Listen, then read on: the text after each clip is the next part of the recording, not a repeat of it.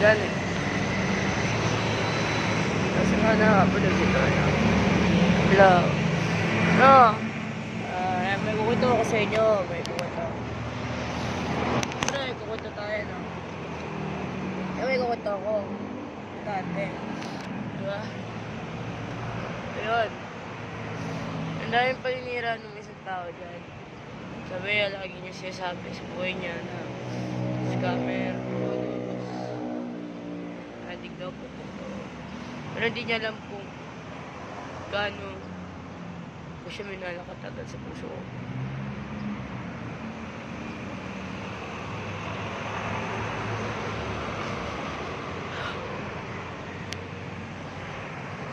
Pero nakakapunod dito totoo to. Minsan may nagagawa tayong mga mali. Kasi may dahilan ka. May purpose para kabubuti na yun. Ikaw minsan dahil ikaw minsan yung decision. Nagkakang ka hardworking. Diba? Hindi ko ginawa ito sa sarili.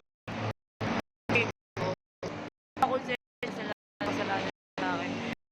Makonsensya sa gobyerno na nagagawa ko na sa lahat. Lang.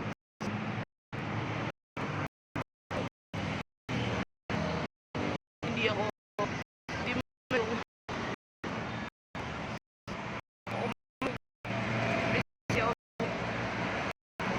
pero ako mangyari sa lahat.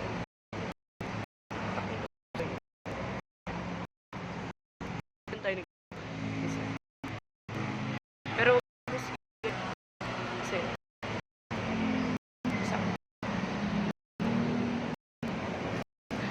kapatid mo no, hindi.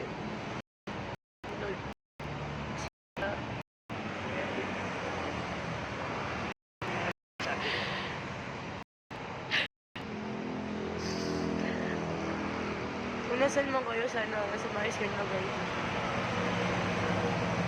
Barreta family, nasan man kayo lahat. Mga nagmamahal sa akin. Mahal naman po kayo kasi bakit? Ano, hindi ako mo lagi nyo nga ito yung gusto nyo, damdamin nyo sa lahat ng vlog na naniniwala nga, pero ibang akala nila. Sabi ng iba,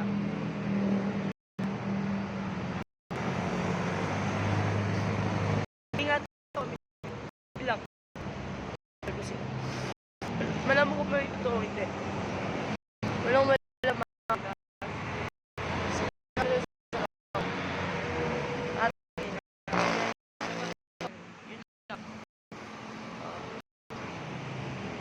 kahit naman natin. Hindi ko pwede sabihin dito. Kasi ako naiiyak.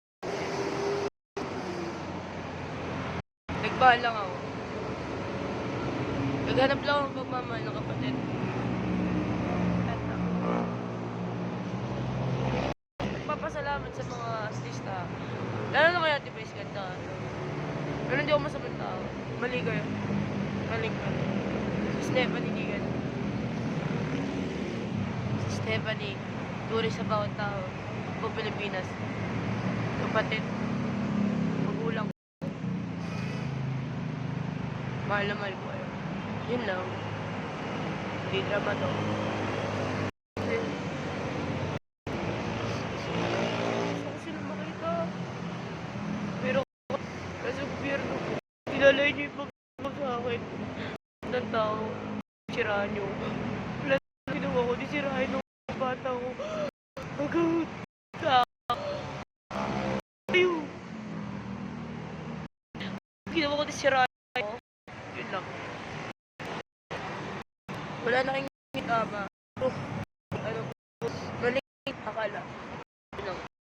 Wrong idea of your mindset that you always be masaya. Wala yung si may brasis sa alawa. Yun lang. At least tayo. Wala mga yadi ko. Wala pa ba kayo lagi. Salamat sa panonood ko. Thank you for watching.